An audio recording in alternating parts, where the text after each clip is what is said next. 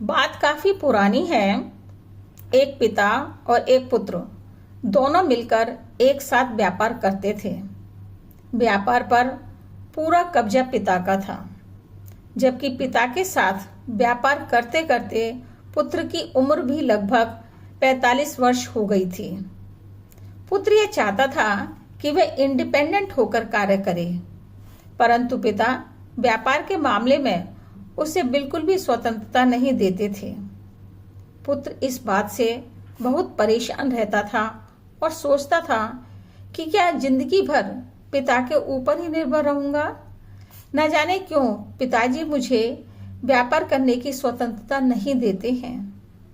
पिताजी के इस व्यवहार के कारण तो मैं कभी भी अपने पैरों पर खड़ा नहीं हो पाऊंगा। परिणाम स्वरूप उसका स्वभाव बहुत ही चिड़चिड़ा हो गया था।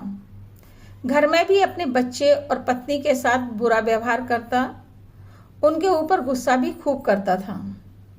जब बर्दाश्त से बाहर हो गया तो उसका गुस्सा बाहर आ गया।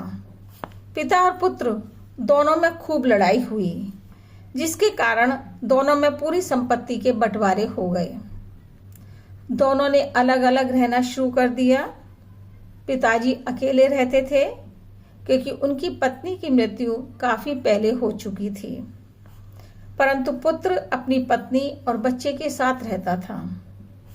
पिताजी खुद ही अपने सारे काम करते थे, किसी को अपनी सहायता के लिए भी नहीं रखा क्योंकि वह किसी पर विश्वास नहीं करते थे। अपने लिए जैसा भी उल्टा सीधा खाना बनाते थे और खाते थे। कभी भूखे सो जाते तो कभी चने खाकर और पानी पीकर रह जाते थे।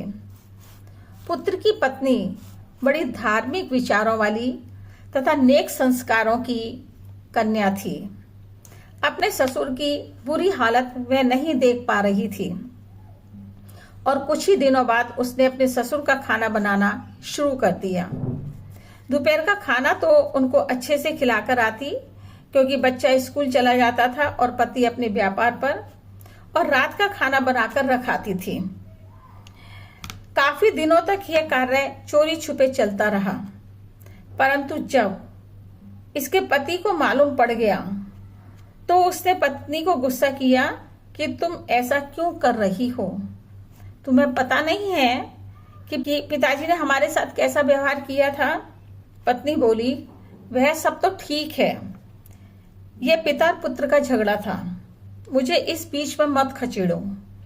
मैं अपने ससुर को इस हालत में नहीं देख सकती हूँ। हम मजे से खाएं और वह भूखे रहें, मेरे ऐसे संस्कार नहीं हैं। मेरे हलक से खाना नीचे नहीं उतरता है जब तक पिताजी ठीक से ना खा लें। फिर एक बात और भी है कि उन्होंने ही तो आपको पाल पोस कर बड़ा किया है और तभी मैं आपकी पत्नी बनी, इसलिए उनके प्रति मेरा कुछ तो धर्म बनता है। बड़ों की सेवा करने से मुझे बहुत खुशी मिलती है। अगर मैं ऐसा नहीं करूंगी तो मेरी आत्मा पर भारी बोझ रहेगा तथा मैं क्या कभी अपने आप को माफ कर पाऊंगी? जब भी मैं खाना खाने के लिए बैठती हूँ, उनकी याद में मेरी आंखों में आंसू आ जाते हैं। पति ने जब अपनी पत्नी का अपने पिता के लिए इतना प्यार और समर्पण देखा तो उसके मन में भी अपने पिता के लिए भावनाएं जागृत हो गईं। वह अपने पिता के पास गया और उनके पैरों में पड़ा तथा क्षमा मांगी।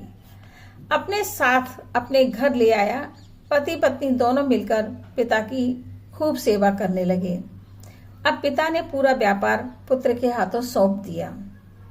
यह नैतिक, प्रेरणादायी और शिक्षाप्रद कहानी समझा रही है कि परिवार में अगर किसी एक व्यक्ति के मन में प्यार, प्रेम, समर्पण, सहानुभूति, संस्कार, संवेदना जिंदा है तो वह पूरे बिखरे परिवार को एक करने की क्षमता एवं ताकत रखता है।